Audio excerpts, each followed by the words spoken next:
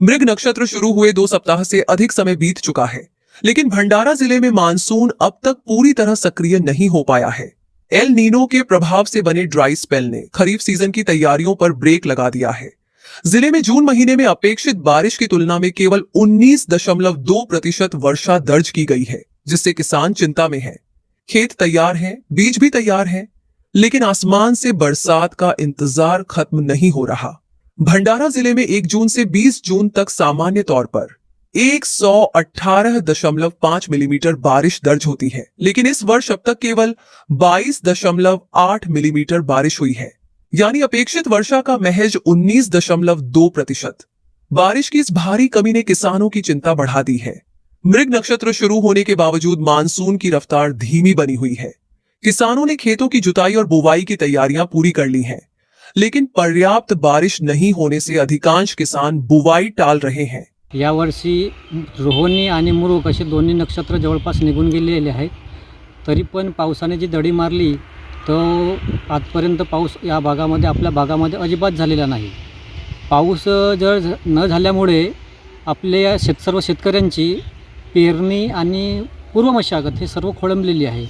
समजा पाऊस न आल्यास मशागत किंवा पेरणी झाली नाही तर शेतकऱ्यांचं खूप मोठं नुकसान होईल आणि पावसाची अत्यंत गरज आहे।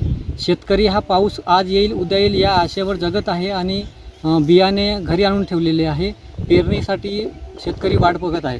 बियाण्यांच्या पेरणींच्या आणि पेरणी करून उत्पन्न मिळवण्याच्या तयारीमध्ये शेतकरी आहे, परंतु पावसाने दडी मारली, हुलकावणी दिलेली आहे, त्याच्यामुळे शेतकरी चिंतित आहे।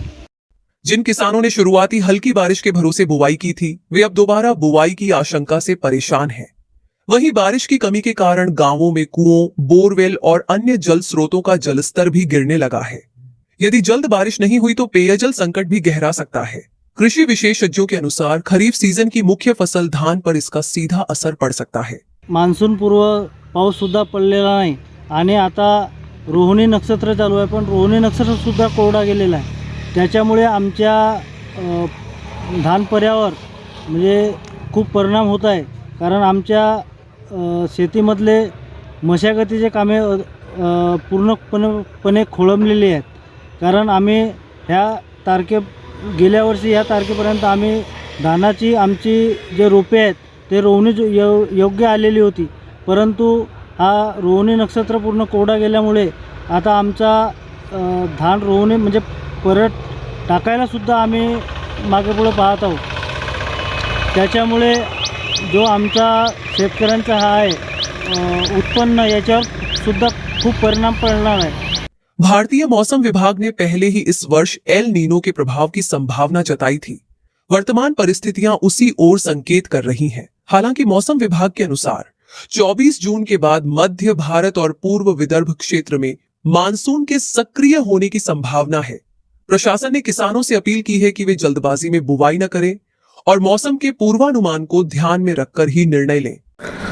साधारणतः भंडारा जिल्ह्यामध्ये 1 जूनपासून तर 19 तारखेपर्यंतचा जो रेनफॉल आपल्याकडे साधारणपणे जो असतो तो 118.5 मिलीमीटर एवढा पाऊस पडणं अपेक्षित असतो, परंतु त्याच्या केसमध्ये आपल्याकडे 22.8 मिलीमीटर एवढा पाऊस सरासरी आपल्याकडे झालेला आहे आणि त्याची जे आपण सरासरी काढली तर 19.2% हा पाऊस आपल्याकडे झालेला आहे। ज्या प्रकारे भारतीय हवामान खात्याने सुचवलं होतं की एल नीनोचा इफेक्ट आपल्याला दिसेल, तो इफेक्ट आपल्याला या ठिकाणी दिसतोय। मान्सूनचं साधारणतः आगमन आपल्याकडे 8 जून ते 15 जूनच्या दरम्यान आपल्याकडे होऊन जात असतं, परंतु अद्याप 19 जून झालेला असूनही मान्सून सद्यस्थितीमध्ये कोकणमध्येच रेंगाळलेला आहे। परंतु भारतीय हवामान खात्याने आपल्याला सुचवल्यानुसार 24 तारखेनंतर मान्सून मध्य भारतामध्ये विशेषतः पूर्व विदर्भामध्ये सक्रिय होण्याबद्दलची त्यांनी एक चांगली बातमी या ठिकाणी दिलेली आहे।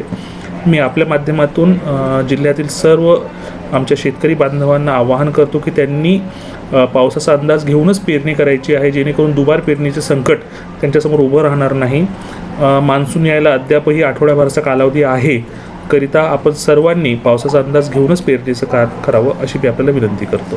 फिलहाल भंडारा जिले के किसानों की निगाहें आसमान पर टिकी हुई हैं।